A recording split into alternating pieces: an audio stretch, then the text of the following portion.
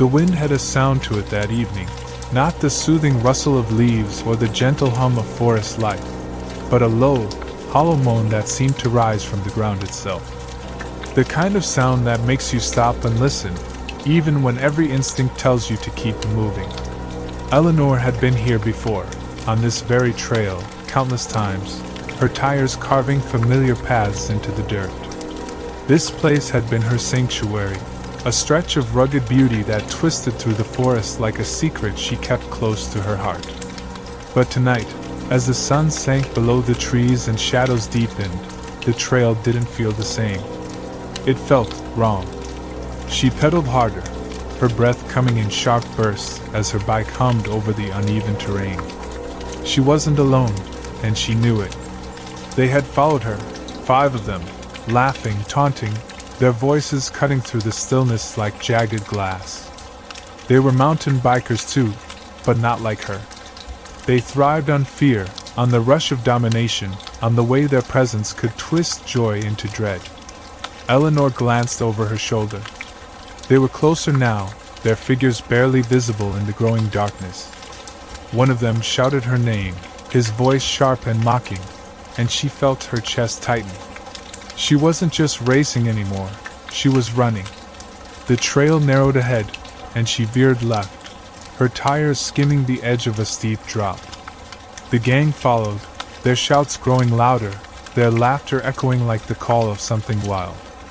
She thought she could outrun them, outlast them, but then it happened. The shove came out of nowhere, a brutal force that sent her flying off her bike. She hit the ground hard, her helmet cracking against the rocks.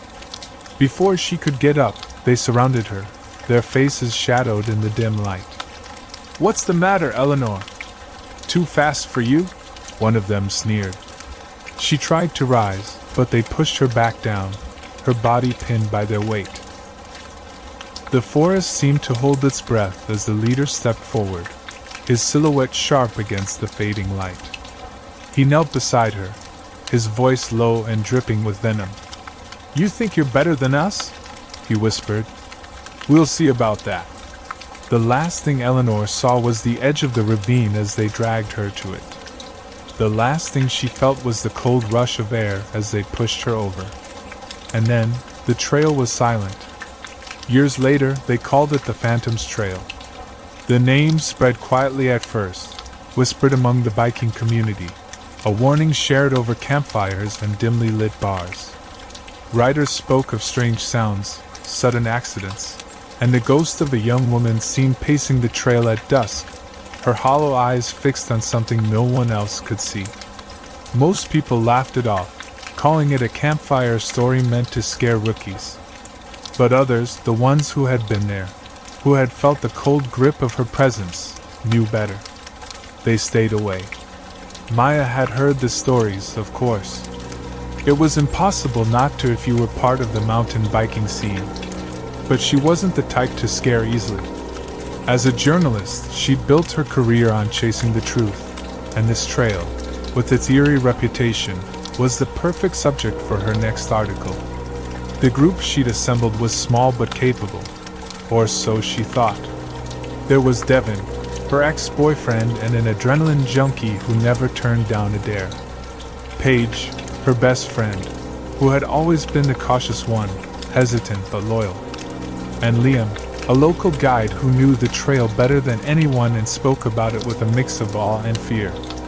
They arrived at the trailhead just as the sun dipped below the horizon.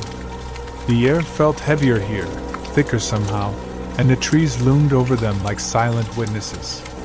The wooden sign marking the trail was barely legible, its letters faded and warped by time. Beneath it, someone had scrawled a single word in jagged red paint: "Beware." Paige hesitated, glancing at Maya.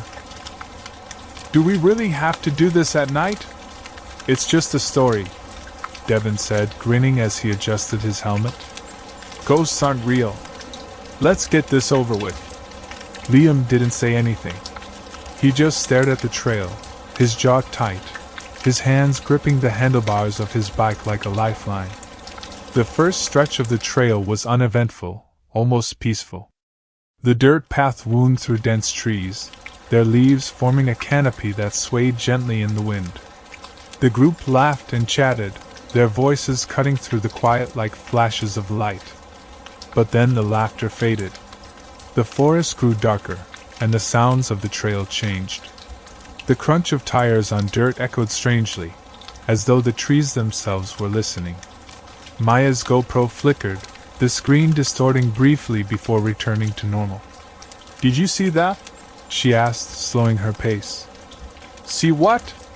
Devin called from up ahead. She didn't answer. She wasn't sure how to explain it.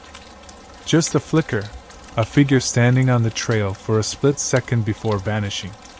As they pressed on, the air grew colder. Paige shivered, pulling her jacket tighter around herself. "I don't like this," she whispered, her voice barely audible over the wind. "Relax," Devin said. "It's just a trail." But it wasn't. Not anymore. The first scream came when they reached the narrowing pass. Devin, always the fastest, had gone ahead despite Liam's warnings to stick together.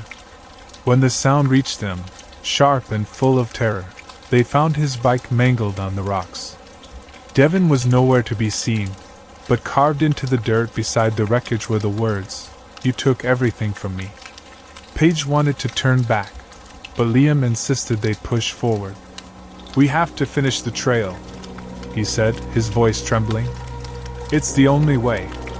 As they rode, the trail itself seemed to shift, leading them in circles.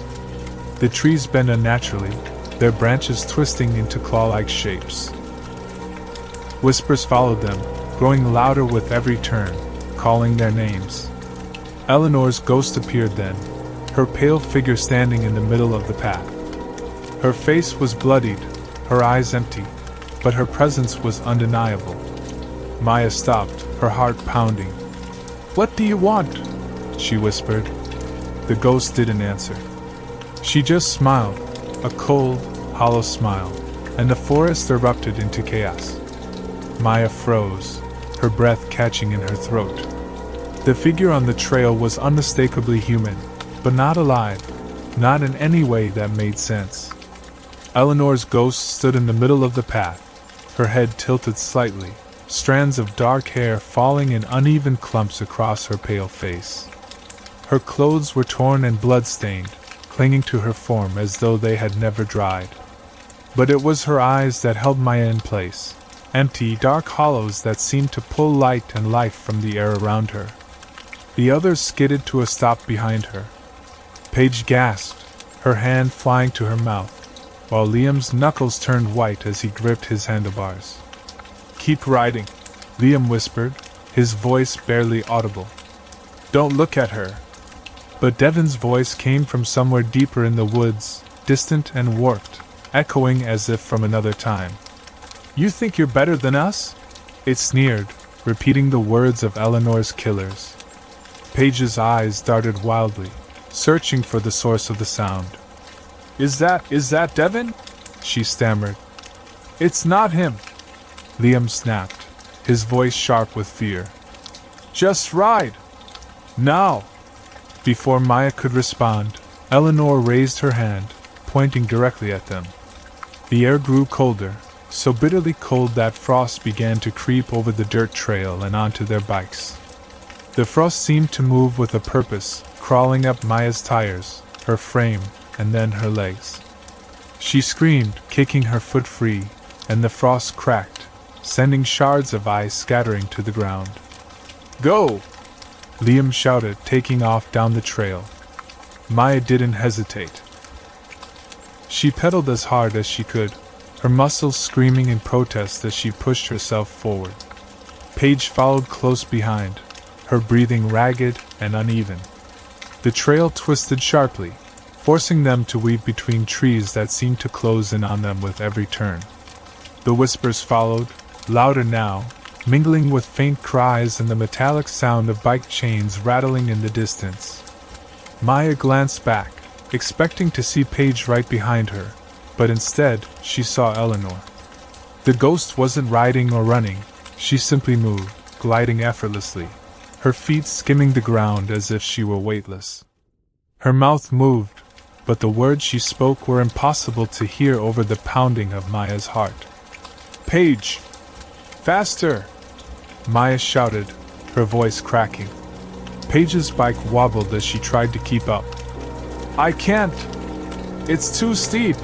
she cried. Liam was already ahead, his figure barely visible through the thickening fog. "Don't stop!" he yelled. "No matter what you hear, keep riding!" The ground beneath them seemed to shift, rocks and roots appearing out of nowhere, making the trail nearly impossible to navigate. Paige's bike hit a sudden bump, sending her tumbling to the ground. She cried out, clutching her ankle, and Maya skidded to a stop, torn between helping her friend and heeding Liam's warning. "Paige, get up!" Maya shouted, running to her side. "We have to go!" Paige shook her head, tears streaming down her face. "I can't. It hurts too much." Eleanor's ghost appeared again, standing just beyond the edge of the trail. This time, her face was clearer, more vivid. Her mouth moved, forming words that Maya couldn't hear but felt deep in her chest, like a vibration against her ribs. The frost began to creep toward them again, spreading across the ground like a living thing. "Maya, go!" Paige whispered, her voice trembling. "Leave me!" "No!" Maya yelled, grabbing her arm. "We'll get out of here together!" Eleanor stepped closer, her hollow eyes locking onto Paige. The whispers grew louder, more insistent, and Maya realized they weren't just random voices. They were Eleanor's killers, repeating their taunts, their jeers, their final, cruel words. "You took everything from me," the whispers said in unison, louder and louder until the forest seemed to roar with their sound. Paige let out a scream as the frost reached her legs, crawling up her body like icy chains. "Maya, go!" she sobbed. "You can't save me!" Maya hesitated for one agonizing moment before she turned and ran, grabbing her bike and pedaling away as fast as she could. She didn't look back, but Paige's screams followed her, cutting through the air like jagged knives. Maya caught up to Liam, who was waiting for her at a fork in the trail. His face was pale, his breathing heavy, but his eyes were sharp with determination. "Where's Paige?" he asked. "She's gone," Maya said, her voice breaking. "She told me to leave." Liam's jaw tightened, but he didn't say anything. He pointed down the right path. "This way. It's the only way out." The trail ahead was steep and narrow, lined with jagged rocks and thick underbrush. The trees seemed to lean closer, their branches twisting like grasping fingers. Maya hesitated, but Liam grabbed her arm. "Listen to me," he said, his voice low and urgent. "She's not going to stop until we finish this trail. If we don't make it to the end, we're dead. Do you understand?" Maya nodded, swallowing hard. Together, they rode into the darkness. The final stretch of the trail was a nightmare. The ground shifted beneath their tires, making every turn a gamble. The fog grew so thick that they could barely see a few feet ahead. Eleanor's ghost appeared again and again, sometimes ahead of them, sometimes beside them, her empty eyes watching their every move. Liam's bike suddenly skidded to a stop, and he let out a sharp cry. Maya turned to see him clutching his chest, his face contorted in pain. "What's wrong?" she asked, panicked. She's in my head," Liam gasped. "I can feel her, she knows." Before Maya could respond, Eleanor appeared directly in front of Liam, her form more solid than ever. She raised her hand, and Liam's bike crumpled beneath him as though crushed by an invisible force. He fell to the ground, writhing in pain. "Go," Liam choked out. "You're the only one left. Finish it." Maya hesitated, but Liam's screams pushed her forward. She rode as fast as she could, the trail narrowing to a single line of dirt and rock. The whispers grew deafening, and the frost crept closer, but Maya pushed on, her legs burning with effort. Finally, she saw it, the end of the trail. A faint light broke through the trees, and for a moment she felt a flicker of hope.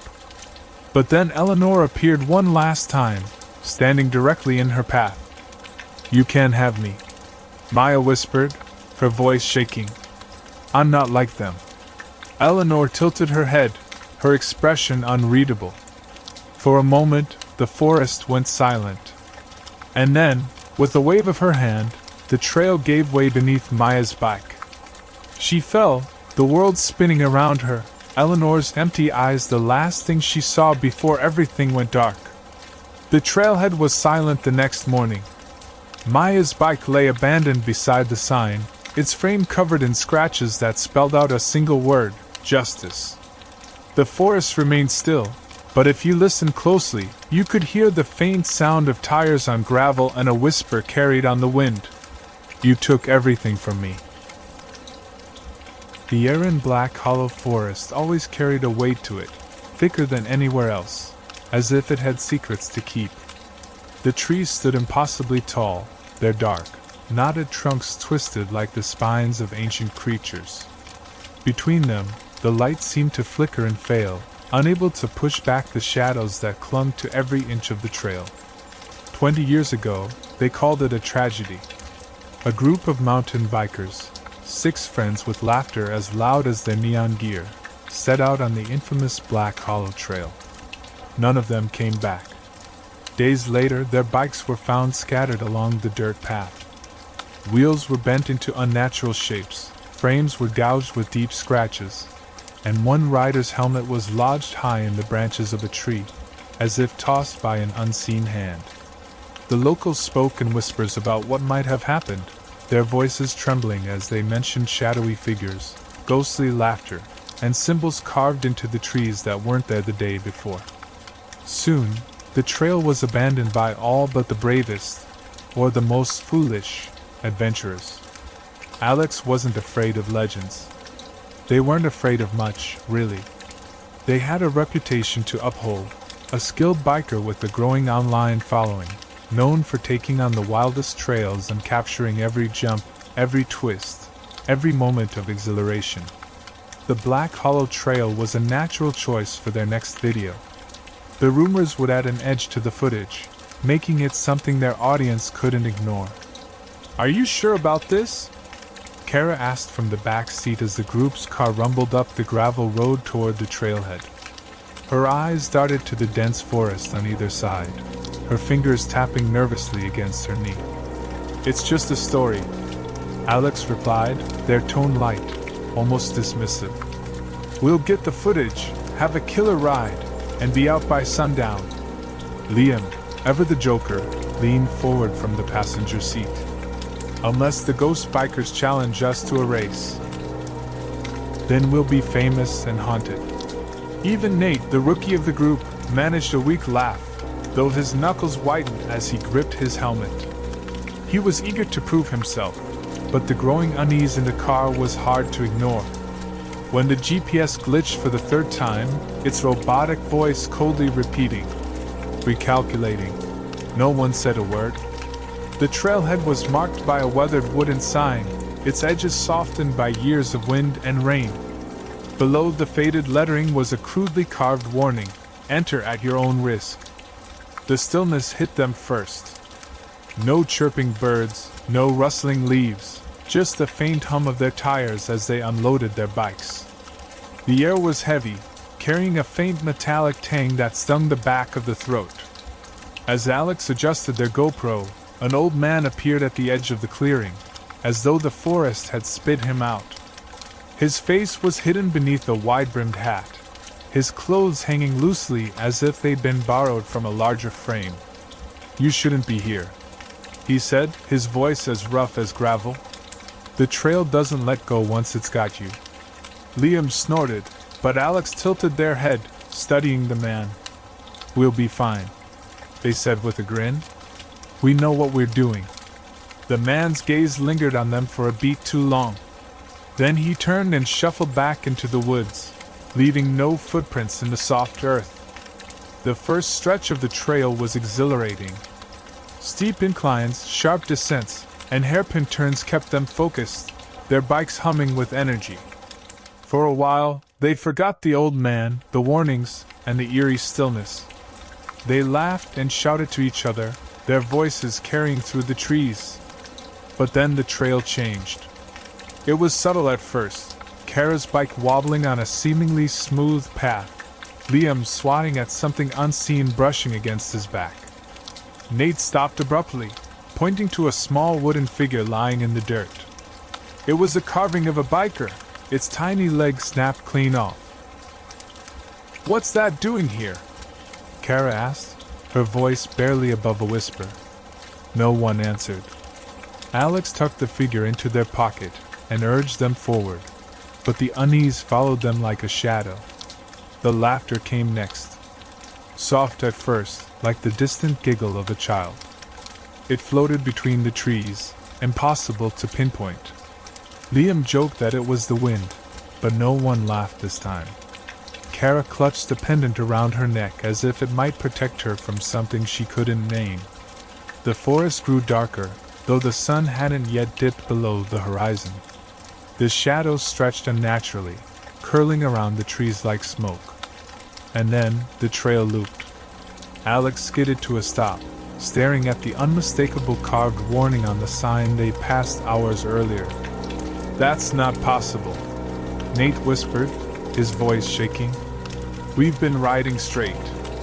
Before Alex could respond, a scream tore through the stillness. It was raw, inhuman, and it came from somewhere deep within the forest. The silence that followed was deafening. The group stood frozen, their breaths shallow, their eyes darting between the trees. Then Nate bolted. "Wait!" Alex shouted, but he was already gone, his bike disappearing into the shadows. They found his bike minutes later, its frame twisted as if crushed by massive hands. Fresh drag marks led into the undergrowth, vanishing into the darkness. "Nate?" Kara called, her voice trembling. The echo of her voice returned, distorted and mocking. And then came the laughter again, closer this time. The laughter had stopped, but its echo remained, a faint ring in the air that clung like a bad memory. Alex and Kara sat frozen, staring at the spot where Liam had stood only moments ago. The scorched helmet lay in the dirt, a grim reminder that this wasn't a nightmare they could wake up from. It was real. The forest wasn't just alive, it was hungry. "We need to go," Kara whispered, her voice barely audible. She wasn't looking at Alex. Her eyes were fixed on the treetops, scanning for any sign of movement. The way the branches swayed, it felt as though the forest was breathing, each inhale pulling them deeper into its grasp. Alex nodded numbly, forcing their legs to move, forcing their body to mount the bike again. The handlebars felt cold beneath their hands, unnaturally so, and the tires resisted the ground as though the earth itself wanted to trap them. But Alex gritted their teeth, stealing a glance at Kara. Her face was pale, her jaw set, and her eyes filled with the determination that fought against the fear clawing at her. "We stick to the trail," Alex said, their voice firmer than they felt. "No stopping. No looking back." The words hung between them, a fragile lifeline they both clung to. Without waiting for a response, Alex pushed off, the bike lurching forward. Kara followed, her breaths ragged and loud in the oppressive silence. The forest seemed to shift with every turn. What had once been a well-worn trail now felt foreign and hostile, the trees leaning closer, their gnarled branches reaching down like skeletal hands. The air grew colder the further they went, each breath visible as a puff of mist. And the shadows, those cursed shadows, moved with purpose now, darting ahead, beside, and behind them, as if hurting them forward. Kara suddenly slammed her brakes, skidding to a stop. Alex turned sharply, their heart pounding. "What are you doing?"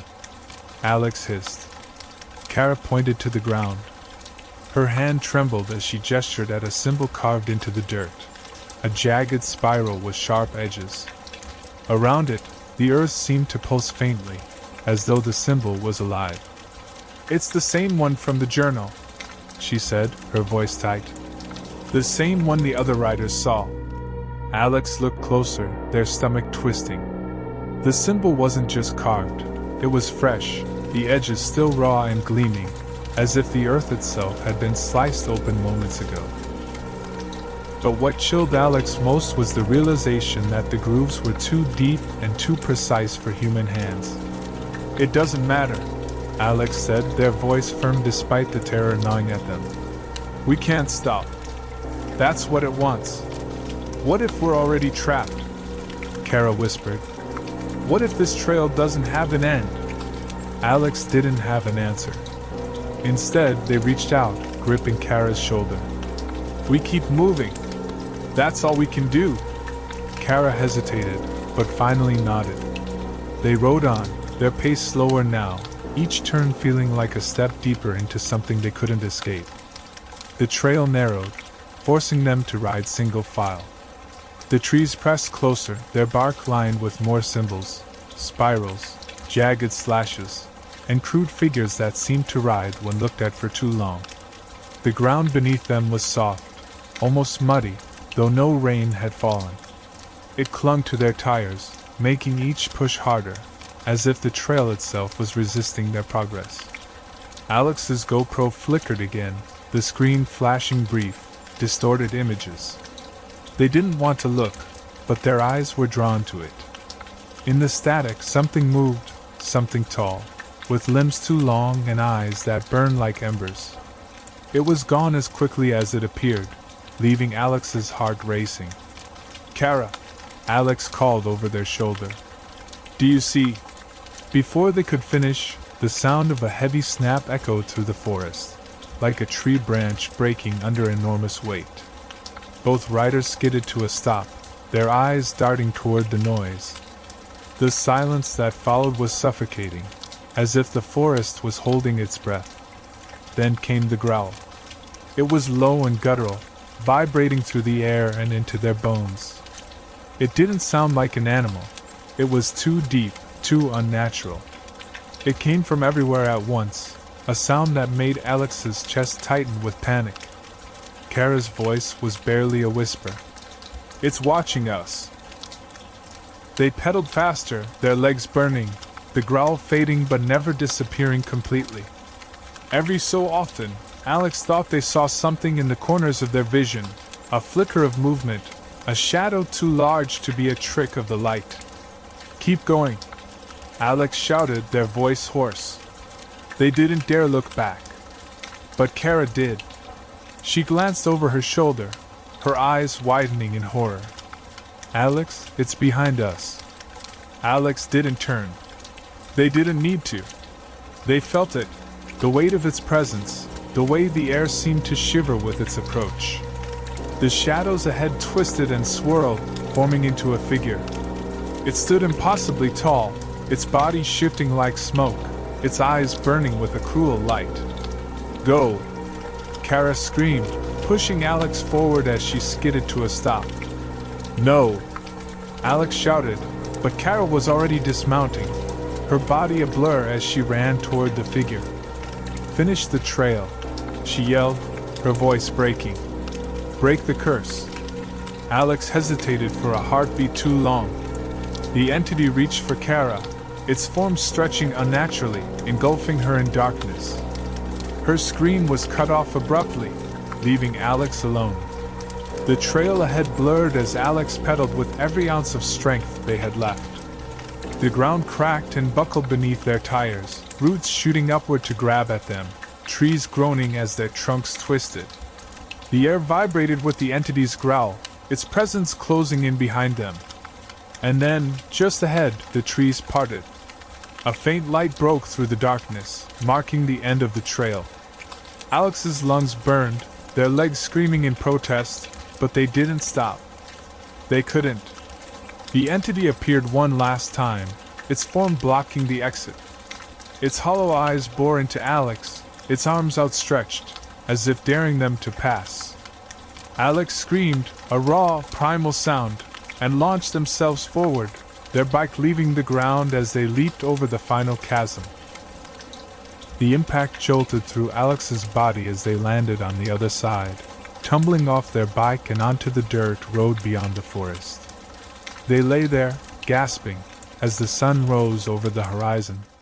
When Alex finally looked back, the forest was gone. The trailhead, the trees, even the shadows, it had all vanished. All that remained was their bike, standing upright and pristine, as if untouched by the nightmare. Alex's eyes fell to the frame. Carved into the metal, fresh and gleaming, were the words, "One of us." Months had passed, but Alex's life had not returned to normal. It wasn't just the nightmares that haunted them, although those were relentless, replaying the moments they'd lost Liam, Nate, and Kara over and over. It was the weight of what they carried, the memories, the silence of disbelief when they tried to tell their story, and the carved words etched forever into the frame of their bike. Alex had tried to warn others. They posted cryptic messages online, shared fragments of their GoPro footage, distorted, haunting glimpses of something wrong. But the internet, in its infinite cynicism, dismissed it all. A new viral hoax, they called it. A clever marketing stunt for a documentary. Even their closest friends avoided the topic, their concerned glances laced with pity. And yet, the legend of the Black Hollow Trail began to grow again. The cryptic posts, the eerie symbols Alex had shared, the ominous whispers in niche biking forums, all of it fueled the curiosity of thrill seekers. It was only a matter of time before someone else took the bait. It was early autumn when they came. A group of 5 bikers, their laughter echoing down the gravel road as they arrived at the trailhead. Their voices were loud, carefree, filled with the kind of confidence that only comes from ignorance. They joked about the stories, mocking the warnings etched into the old, weathered sign. One of them, a tall man with a bright red jersey, pointed at the carving below the trail's name. "Enter at your own risk." He laughed, shaking his head. "You'd think they'd come up with something scarier," he said. "Maybe we'll find the ghost bikers." Another chimed in, grinning as she adjusted her helmet. They mounted their bikes, ready to conquer the infamous Black Hollow Trail. None of them noticed the figure standing just beyond the clearing, shrouded in shadow. Alex watched from a distance, their heart heavy with dread. They knew better than to approach, knew that no amount of warning would stop them. The trail had a way of pulling people in, of making the danger seem like an adventure worth the risk. They had tried to stay away, tried to move on, but something always pulled them back to this cursed place. They didn't understand why. Maybe it was guilt. Maybe it was something more. As the group disappeared into the forest, Alex stepped closer to the trailhead. Their bike, with its gleaming frame and cruel inscription, leaned against the tree nearby. They didn't touch it. They didn't have to. "You'll never leave," Alex whispered, their voice barely more than a breath. And in the distance, from deep within the forest, came the first faint echoes of laughter.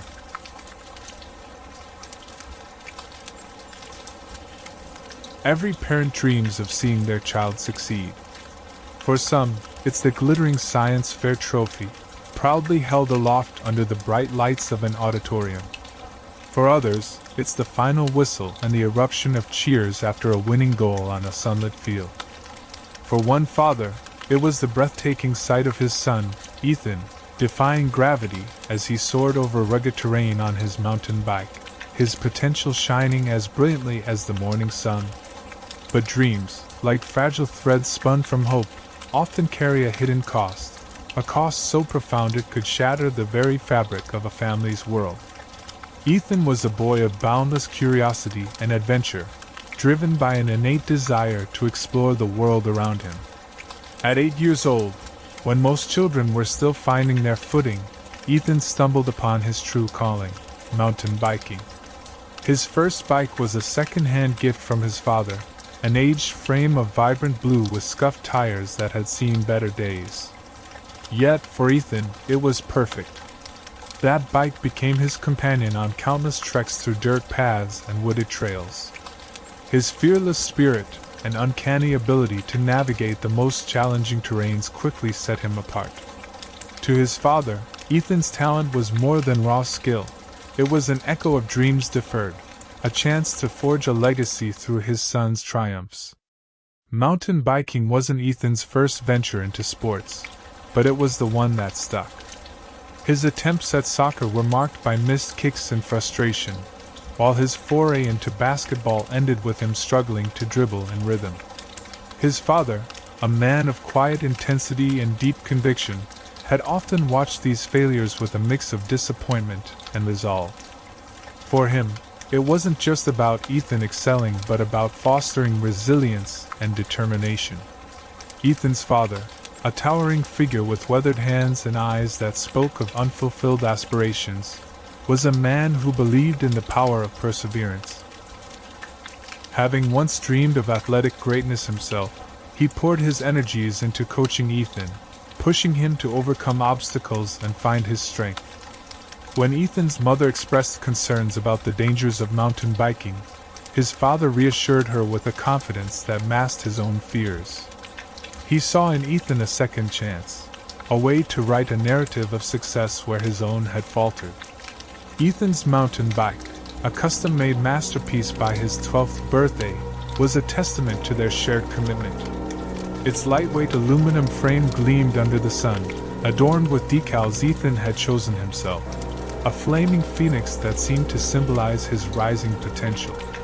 The tires, thick and rugged, were built for endurance, while the handlebars bore the wear of countless gripping hands, a silent witness to the bond between father and son.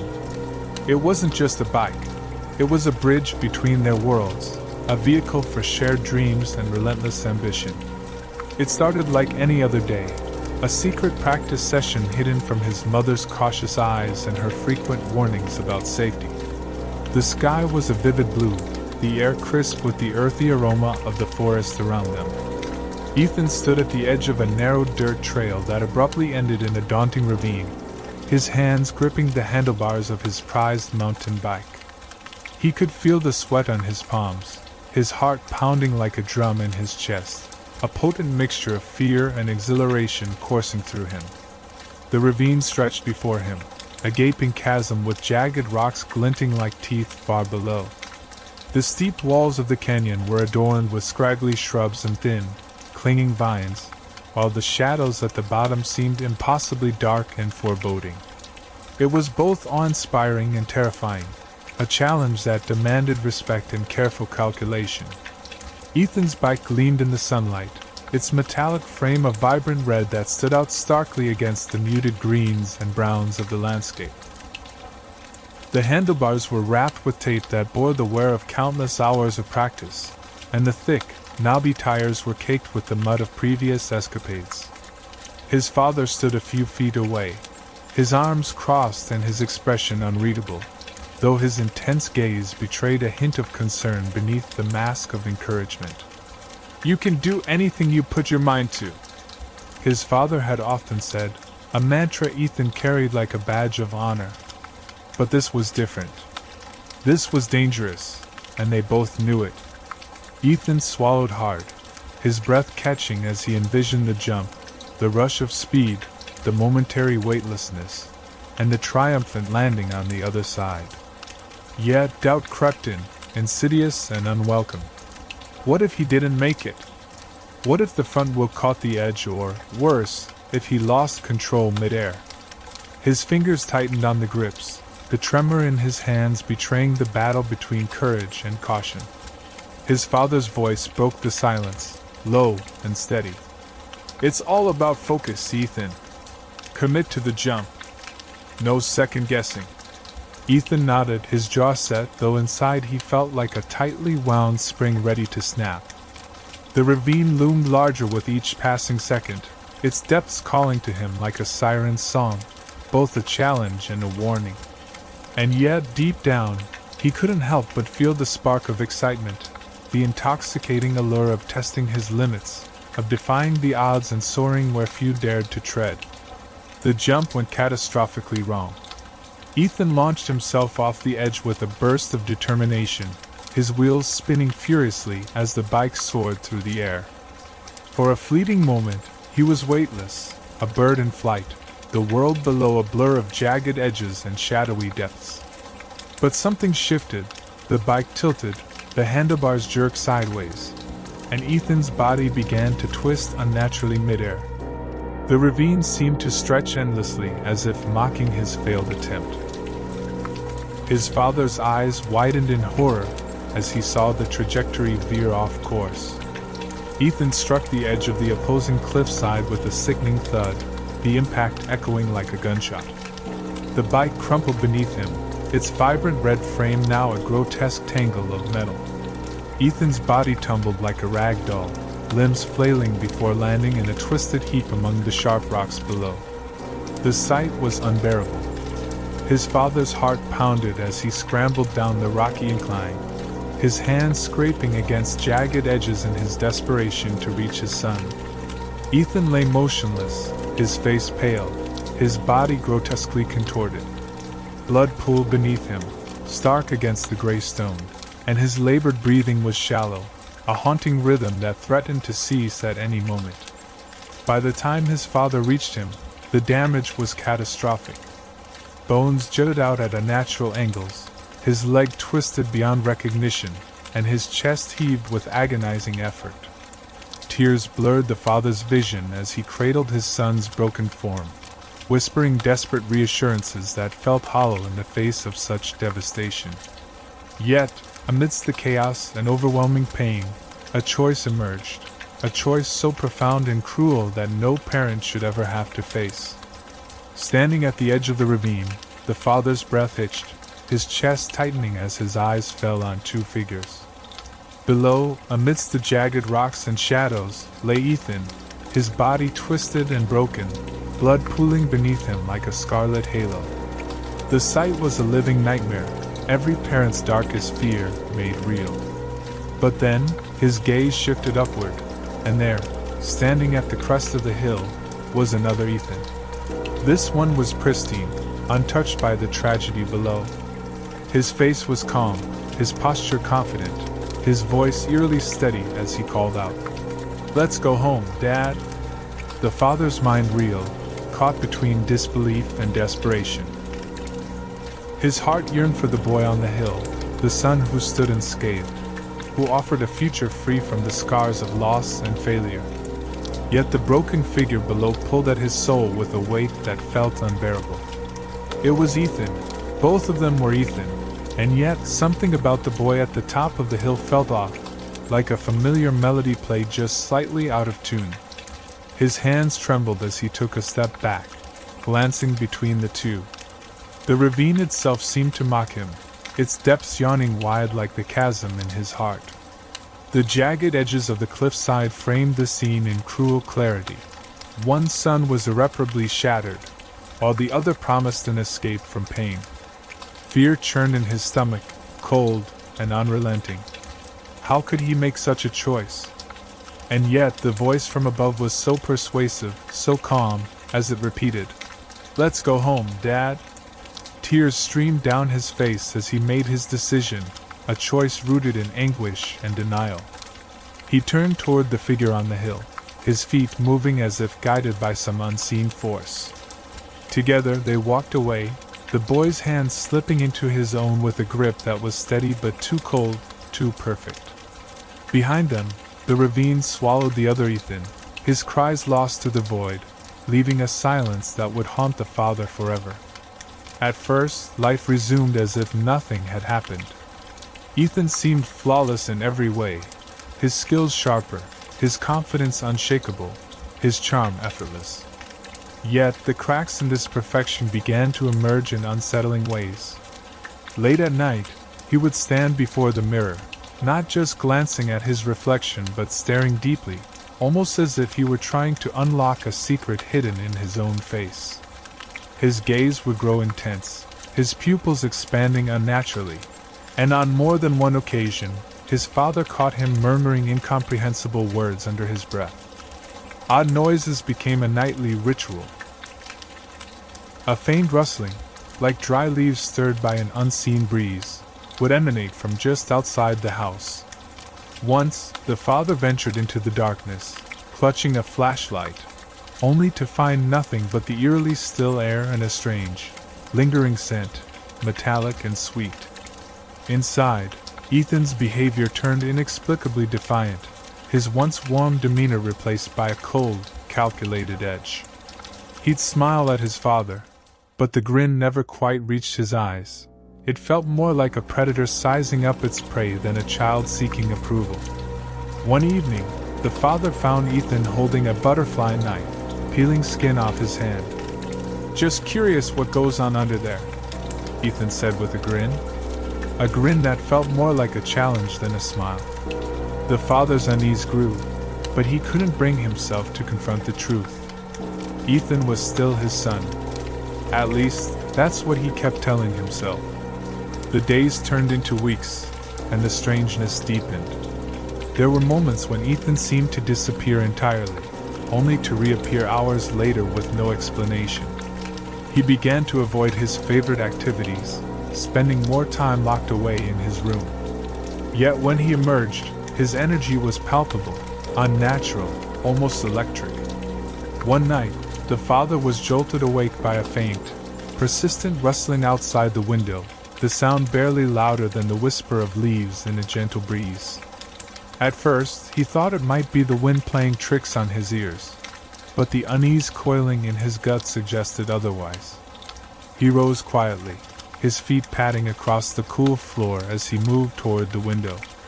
Pulling back the curtain with hesitant fingers, he peered out into the dim, moonlit yard. His breath caught in his throat, his heart pounding like a drum in his chest. There, standing just beyond the faint glow of the porch light, was a figure. Scarred, hunched, and painfully familiar, it was a sight that struck him like a thunderclap. The figure's face was pale and gaunt, marred by dirt and bruises, the eyes hollow yet burning with a desperate intensity. It was Ethan. Not the Ethan he had been living with, but the real Ethan, the boy he had left behind in the ravine, battered and broken, yet somehow alive. The father's knees nearly buckled as he stared at the apparition before him. Every instinct screamed at him to look away, to retreat, but he couldn't tear his gaze from the haunting sight. Ethan's clothes were tattered, clinging to his gaunt frame like remnants of a past life. His breathing was shallow but visible, misting in the cold night air. One arm hung limply by his side, twisted unnaturally, while his other hand rested against the window frame, leaving smears of dried blood on the glass. The boy didn't speak. His lips moved soundlessly, mouthing words the father couldn't decipher. His expression was a mixture of agony and longing, a silent plea that pierced the father's soul. Terror and guilt warred within him as he staggered back from the window, his mind racing. How was this possible? He had made his choice, as cruel and impossible as it was, but here was Ethan, living proof that his decision had not erased the past. The father pressed his trembling hands to his face, trying to block out the vision, but when he looked again, Ethan was still there, staring at him with a gaze that seemed to pierce through the walls of the house and into his very heart. Every shadow in the room suddenly seemed alive, every creak of the floorboards an accusation. He stumbled backward, the weight of his actions pressing down on him like a crushing tide. What would he tell his wife? What could he tell himself? The truth was a jagged shard lodged in his throat, too painful to swallow but impossible to ignore. The father's heart sank. How could this be? He had made a choice, a terrible, impossible choice, but he had been sure it was the right one. Yet now, here was his son, alive but broken, seeking something only his father could give. The truth unraveled slowly, like a thread pulled from a tapestry. The figure outside the window was indeed Ethan, battered and barely alive. He had crawled his way out of the ravine, driven by sheer willpower and the hope that his father would come back for him. But his father had not returned. Instead, he had brought home an impostor, a creature known as an irisanct, which preys on human desires and guilt. The irisanct had taken Ethan's form, weaving itself seamlessly into the fabric of the family's life. Its mimicry was flawless, an uncanny reflection of the boy the father had known, from the laughter that echoed through the house to the familiar tilt of his head when lost in thought. But beneath the surface, the creature exuded an air of wrongness that was difficult to pinpoint. Its presence seemed to draw in shadows, the corners of rooms feeling darker, the air heavier. The father would occasionally catch the creature's reflection in the mirror, and for the briefest of moments, its eyes would shift, not Ethan's warm brown, but a flickering abyss that seemed to pulse with malevolence. Despite its meticulous imitation, the irisanct's perfection began to unravel. Late at night, the creature would stand unnaturally still, its head cocked as though listening to some distant, inaudible sound. The father once awoke to find it standing in the middle of the living room, its face angled toward the ceiling, mumbling in a guttural language that made his skin crawl. And then there was the unease it inspired in others. Neighbors who had adored Ethan suddenly avoided him, their smiles faltering as though sensing something unseen. Even the family dog, once inseparable from Ethan, growled low and steady whenever the creature drew near. The father's denial began to falter under the weight of these signs. He wanted to believe the lie, to cling to the hope that his family could still be whole. But deep down, he knew this was not his son. And the realization gnawed at him, feeding the guilt and despair that the irisanct thrived upon. Confronting the irisanct was a task fraught with peril, each moment teetering on the edge of sanity. The father knew he had to act, yet dread gnawed at him. How could he fight something that mimicked his son so perfectly? Every nuance of voice and movement an agonizing reminder of what he'd lost. The answer, whispered in a ragged breath, came from Ethan himself, the real Ethan, who had been lurking in the periphery, his broken body a testament to survival, his mind sharpened by weeks of studying the creature that had usurped his life. The night of the confrontation was etched into the father's memory forever. As his resolve flickered like a candle in the wind, the irisanct shed its deceptive veil, revealing its true form, an abomination of writhing flesh and eyes that shimmered with malevolent light. This sight would have shattered the sanity of a weaker soul, but the father, fueled by an unyielding love, stood his ground. The battle transcended mere physical combat. It was a war of hearts and minds. The irisanct, with a voice that slithered like snakes, taunted him, dredging up the choices he had made. It conjured up visions of a deceptive future where Ethan was powerful, whole, and unscarred.